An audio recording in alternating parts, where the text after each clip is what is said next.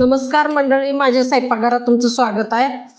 तर आता आंब्याचा सीझन आलाय, मग तर म्हणलं आमरस बनवावा.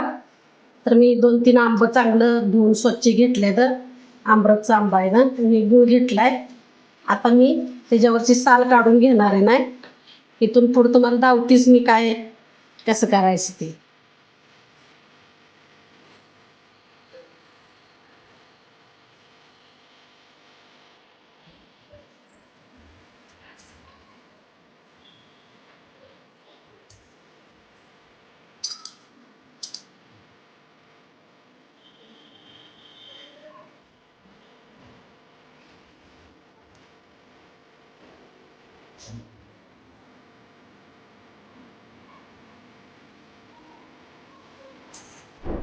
तर त्या आंब्याचं आता मी सगळं घर काढून घेतलेलं आहे. तर आता ही मिक्सरमध्ये टाकत्या, त्याला मिक्सरमध्ये काढायचं. तर मी दूध घेतले, एवढं दूध टाकते आणि हे गूळ घेतलाय.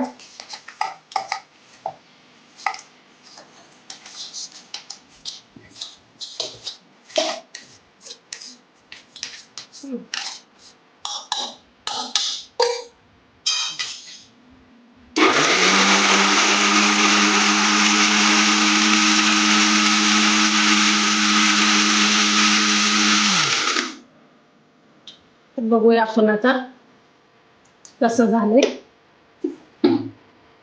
तर आता आपलं आंबरस तयार झालेला आहे. तर आता मी थोडं पाणी टाकले आणि असे थोडं फिरवून घेतले.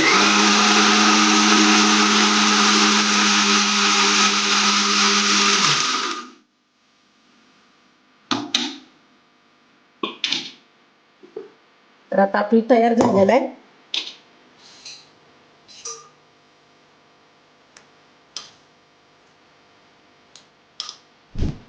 आता ही गव्हाचं पीठ घेतलंय. आता ही पुऱ्या करायसाठी पीठ मळून घेते मी. ही गव्हाचं पीठ घेतलंय मी आता चाळून. आणि आता ही रवा घेतलेला आहे, ही रवा टाकते यात, म्हणजे आपल्या पुऱ्यांना तेल घेत नाही, जरा कडक होते. त्या थोडं चवीपुरतं मीठ टाकते. आता ही मळून घे.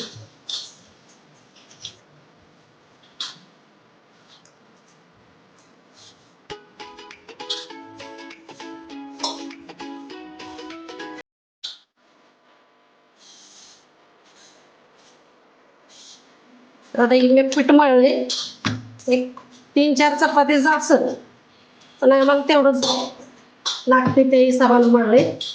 तर आता ही लय घट बी मळायचं नाही, लय पातळ बी मळायचं नाही.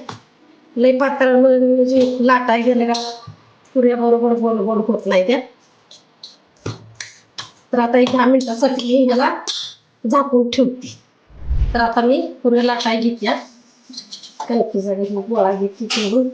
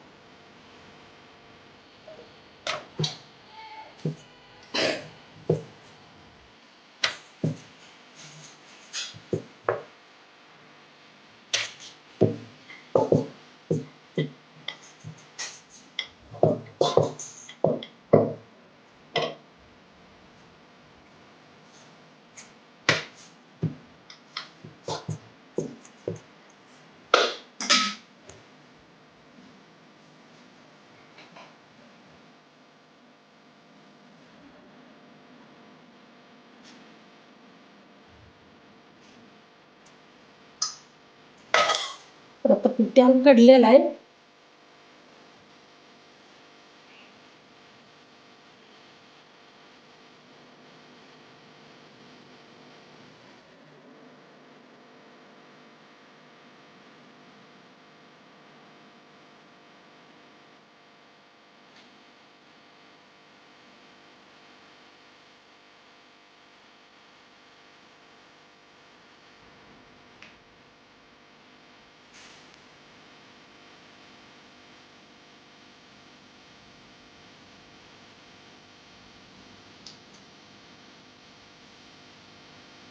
आता मी तेल चांगलं कडलेलं आहे, तेलात टाकते.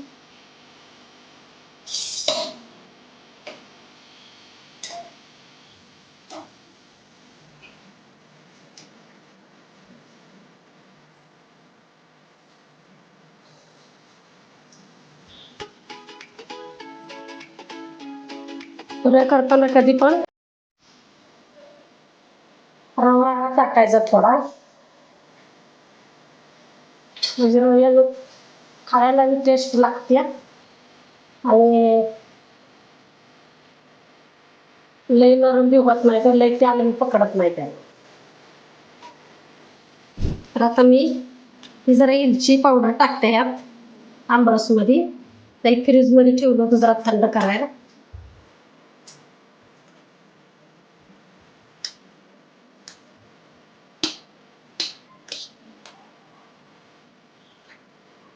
तर आता आपले पुरी, शिखरा, भजी, पापड, कुरडी सगळे एकदम तयार आहे. या जेवायला तुम्ही बी करा. आता आंबा आले तर आंबरस पुरी